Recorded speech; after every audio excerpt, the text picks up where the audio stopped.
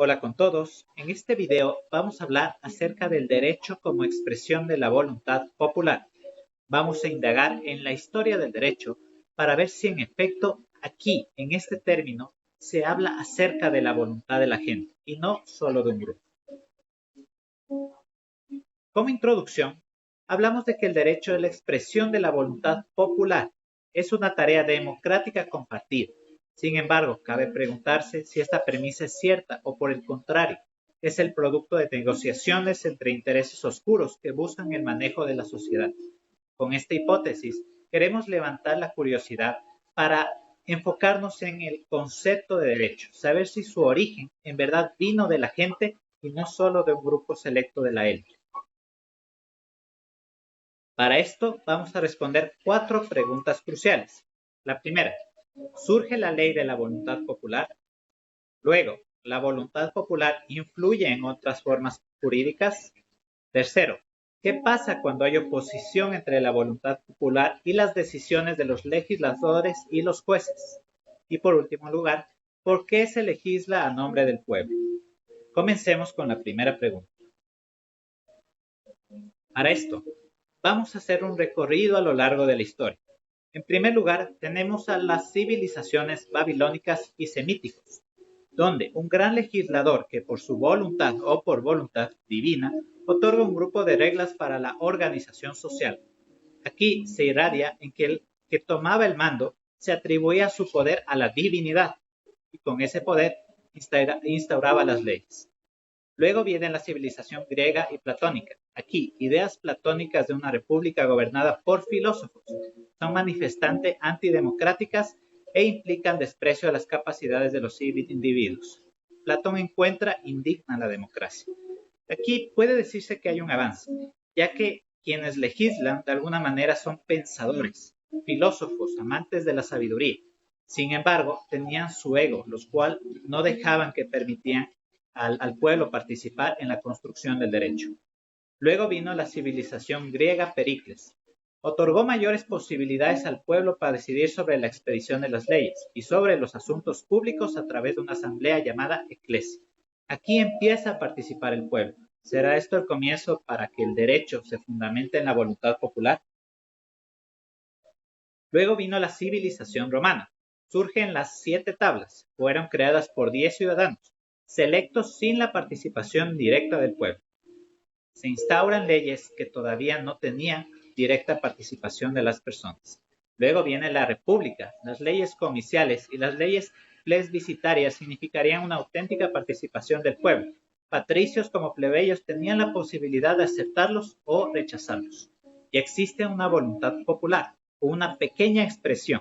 Podían decidir apoyar ciertos referendos para que pasen a ser parte de sus leyes. Luego viene el imperio. Se centraba en las legislaciones imperiales y el bagaje jurídico.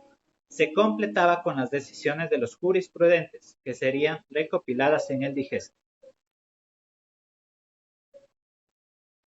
Dentro de las revoluciones tenemos la Revolución Inglesa y la Revolución Francesa. En la inglesa, la creación del Parlamento en Inglaterra, sistematización de modos caóticos del iura propria con la administración organizada de la nobleza de procedimientos de legislación. En 1688 surge la Revolución Gloriosa, donde el Parlamento británico logró su actual preeminencia política. En cambio, en la Revolución Francesa, originaría la Asamblea Nacional seno a los auténticos representantes populares, es decir, a los miembros del tercer estado, a quienes no estaban comprometidos ni con la aristocracia ni con la iglesia. Surge la ley de la voluntad popular, nuevamente con esta primera pregunta. Posterior a las revoluciones, surge la participación popular en la población jurídica a través de representantes.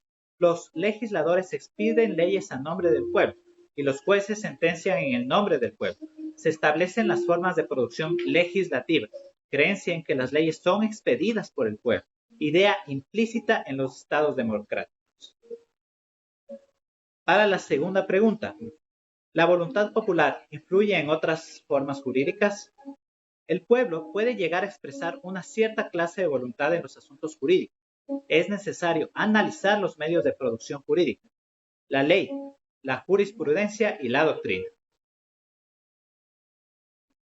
La ley. Puede aceptarse la noción del pueblo como expedidor de leyes y otros materiales jurídicos como instrumento teórico que ayuda a fundamentar un sistema de gobierno. La jurisprudencia son las decisiones de los altos tribunales con protestar para expedir sentencias. Y la doctrina, fruto de la elaboración intelectual de los otros dos medios, sustento del pensamiento sistemático a la ley y a la jurisprudencia. Jurisprudencia. El pueblo puede llegar a expresar una cierta clase de voluntad en los asuntos jurídicos. Sin embargo, predomina el pensamiento y la acción de unos individuos determinados que gozan de la potestad estatal de la administración de justicia. Quienes poseen el conocimiento del sistema jurídico no pertenecen a sectores políticos.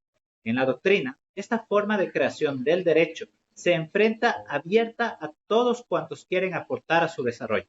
Son necesarios vastos conocimientos del sistema orgánico y conceptual que llamamos derecho. El esfuerzo académico y de investigación ofrece una oportunidad, una puerta para la participación de la producción jurídica. Aquí, una característica inherente de la jurisprudencia de las legislaturas es la pertenencia de sus miembros a partidos políticos, es decir, se crea la clase política, que es excluyente del total de la población y es una forma de mantener al pueblo lejos de las posibilidades de producción normativa.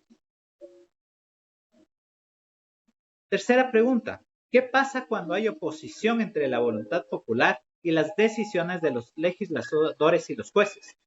Alexander Pickett, quien planteó la idea de la objeción contramayoritaria, propone que pocas personas sin obligación de dar cuentas de sus actividades pueden tener más poder que muchas personas electas democráticamente. Esto se refiere a que la legitimidad de la revisión judicial de las leyes, para lo cual se requiere una revisión judicial de inconstitucionalidad. Esta idea de objeción contramayoritaria cobra especial importancia si se considera ciertas premisas de ley de la expresión de la voluntad popular. Por una convención intelectual podemos decir que las leyes surgen de la voluntad popular, porque es claro que son grupos minoritarios que tienen real influencia en la producción normativa. La influencia popular en las diversas formas de producción jurídica es ciertamente escasa. Escenario diferente al populismo penal, que corresponde a respuestas de agentes políticos que tratan de calmar la ansiedad de la población a través de fuertes medidas penales. Los miembros populares pueden llegar a condenarse de normativa específica.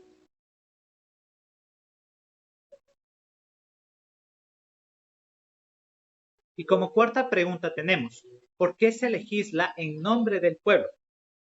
Desde el punto de vista empírico, no puede afirmarse que se legisle en nombre del pueblo, pero existieron etapas de la evolución social en las cuales de manera directa y efectiva existía la participación de los ciudadanos en la formulación de las leyes. ¿Por qué se legisla en nombre del pueblo? Características de las democracias actuales. Primero, tenemos la participación popular. Median entre los individuos y las personas investidas del poder necesario para crear derecho.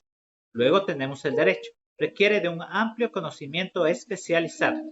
Desarrollo democrático, es decir, otorgar a individuos comunes mayores posibilidades de aportar a la creación del derecho.